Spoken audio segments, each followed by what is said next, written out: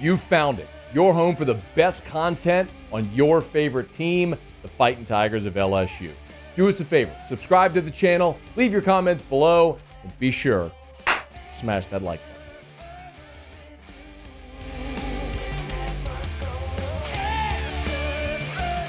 JD PicKell from On 3, good enough to join us here live on Radio Row for a couple of minutes. How are you, man? Doing great. Oh, my bad. Oh, you know what's helpful? Bing, you know what's helpful? Turning up the microphone. No, man, we're rocking and rolling. I'm glad you said that about the Radio Row Digital Drive thing, because I've been saying Radio Row all week long, and I feel a little bit rebellious, you know, kind of like a bad boy. I'm not calling it Digital Drive, but I'm glad that we are in that mission together. I feel like I'm in good company. We were at the Super Bowl in New Orleans, and they called it Media Row. And I get it because there's a lot of look, you're quote-unquote new media. Sure, You're not doing a radio show, so I get it.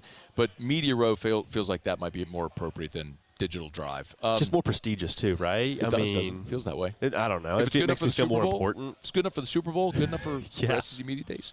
Hey, I want to talk about some of the other schools, but primarily I wanted to talk to you about LSU because as we're going to the top of the hour break, I said you may not be driving the LSU bus, but if you're not driving the bus, you're like on the front row. I bought a good ticket. I will say that. I paid good money for this ticket. You're in first class. I appreciate it. Yeah, 100%. So why?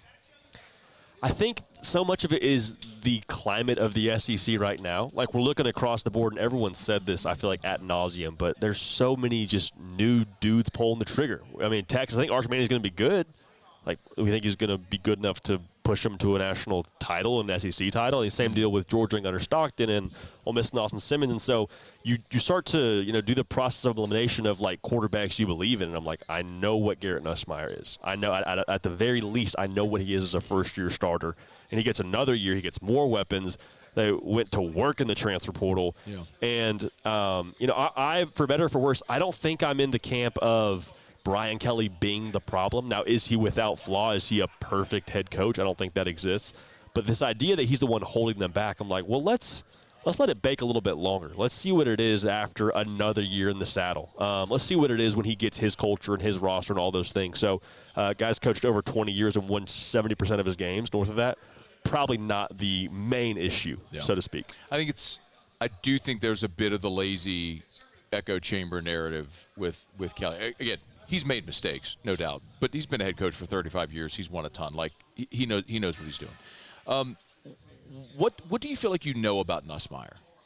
I feel like I know that he is in the foxhole, gonna be ready to rock, which is such a cliche thing to say, but I feel like there's moments last year, to give you a more like specific answer outside of ready to rock, to give you a more analytical answer, a little more descriptive. Yeah, like I go back to the Ole Miss game, and it's 4th and 5, and Ole Miss is obviously in a spot where, like, if they don't pick that up, it's that's ball game. Yeah. And they called a vertical downfield, like Garrett Nussmeier play, like, hey, we are putting the chips on you, brother. And so much of last year when LSU wasn't successful, some of it you could attribute to Garrett Nussmeier and the first-year jitters and not knowing what comes with that moment and things of that nature. And so I look at, this upcoming season, I'm like, he's not going to have that same wide-eyed, or he's not going to have that uncertainty or the mystery. Like, he will know what it's like walking into a game in November and have playoff stakes on the line. So I think what we saw last year and the projection of building on top of that is what gets me excited. Okay, you also said they did work in the portal. Here's what's interesting to me, and I know this is true. When you're a local market person, you cover the team that you cover very deep. Like, I know everything about every player in LSU's team. I have a surface-level knowledge of every other team in the league. I like coming here because it allows me to get a deeper knowledge of each. I leave here feeling like I know much, much more about every other team in the league. I feel like every interview that I did on Monday, and I was tasting a little bit of the temperature.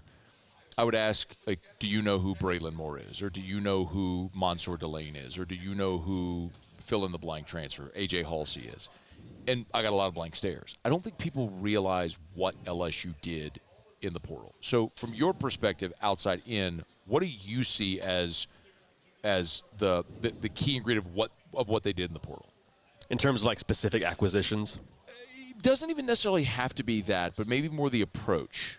What I said, like I don't want to say how important was it. No, it was super important. I mean, I think it was, but you and I were talking upstairs during the scrum for LSU, and it was like, hey, what has been something that works in modern college football? That's proven to work. At the very least, you get better substantially. You get better players, right? Ohio State did it last year. You mentioned that. Ole Miss did it last year, and they were in a spot where they should have played for the college football playoff, and you mentioned that multiple times, so I'm kind of stealing your thunder there. But you go back to I go back to that Bryce Underwood flip, and what we said on our show was like, hey, I wonder just maybe if this is the thing that pisses LSU off for greatness a little bit. You know what I mean? Like there's kind of those moments where it's like that's a state with a lot of pride, a logo with a lot of pride.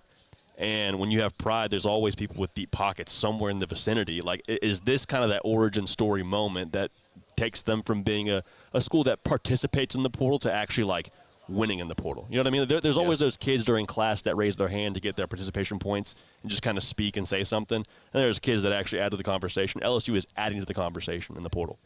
Okay, so then who do you think in this class is a significant add, however deeply you've looked at it, for LSU in 2025? I get excited about Patrick Payton. And I know last year at Florida State wasn't awesome. Across the board, it wasn't awesome. I think good culture elevates everyone, and I think there should be a better culture here with the continuity behind Kelly and the coordinators and all those things. I mean, if you have a dude in the SEC off the edge, you know this as well as anyone, Matt, like you're going to be in good position to go win a lot of football games. And I think Patrick Payton, what he was a couple of years ago for Florida State, we're talking about him being a first-round pick. We're talking about him being an All-American kind of guy potentially. Didn't go that way at Florida State, obviously, a year ago. But I remember Pete Thamel, the very first college game day during Week 0, he says Florida State has the best defensive line in college football. And a big reason why was him on the end. It wasn't the case, but the talent that he brings, I think, is it can't be overlooked. Plus all the depth, too. I know you've spoken about this, but like the depth that LSU has now, what they added via the portal, but overall, like I love the way that translates to what they have ahead of them. Look at the schedule and tell me what you see. I see a lot of wins here. See a lot of wins here. I'm telling you, I need coax. I'm glad I'm on with you. I need to be pulled off this ledge of picking LSU to win the national championship because I'm gonna do it. Okay. Unless you tell me for some reason this should not happen. And Media Days is winding down. This was my mission coming to Media Days, was like, hey, somebody tell me why I shouldn't do this. And I think you are the most credible source to tell me to not do this, to pull me off the edge. Would be the most credible source. I see 11-1. Where's the one? I think the one could be any of A&M. I think the game at Oklahoma is treacherous, just with John Mateer. I think they're going to be feisty. I think South Carolina. I don't think it'll be a multiple loss. Dang, now we kind of crumble and fall apart. Like I don't see that with this team. I don't see that with Garrett Nussmeier. I think they'll win the first game against Clemson. Why? That was my question. Why? I think the emphasis they've put on, even before coming to Media Days, I'm like, man, if I'm in that locker room, I've got to be just so nauseous from hearing everyone talk about the opener in week 1 and all these things. And, like, it's great to say you're going to change. It's great to give it lip service. But I truly think that with the continuity at coordinators, quarterback, clearly head coach, I think they're in the position to finally do something about it. I think Clemson's going to be really good. Clemson also, as experienced as they are, there's a couple of sophomores in that receiver corps they're going to count on a lot. Cade Klubnik, I think he projects to do great things in 25. I'm more sure of Garrett Nussmeier than Cade Klubnik, personally. Like, I think Klubnik's going to be really good, but I'd take Garrett Nussmeier if I got to pick between the two of those guys. So in the margins, I like LSU. And that's me saying I think Clemson doesn't lose a game after that. 11-1. Okay. You're going to pick LSU to win the Natty? Yes. Okay. Unless you yank me off the edge here, I'm sitting here just.